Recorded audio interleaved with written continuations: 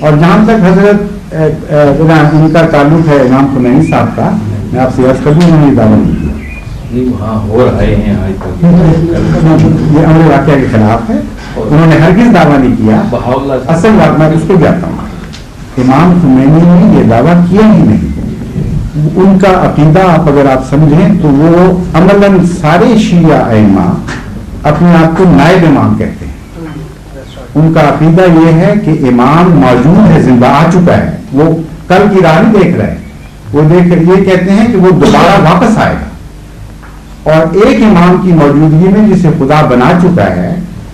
کوئی دوسرا امام بن ہی نہیں سکتا۔ اس لیے وہ کہتے امام ہیں، لیکن ان کی مراد یہ ہوتی ہے کہ ان کی نیابت کر رہا ہے ان کا قائم مقام، اس لیے وہ دعویٰ نہیں۔ اور آج تک انہوں نے امام خمینی صاحب نے کبھی یہ دعویٰ نہیں کیا کہ خدا نے مجھے مقرر کیا، ایک فکرہ آپ نہیں دکھا سکتے۔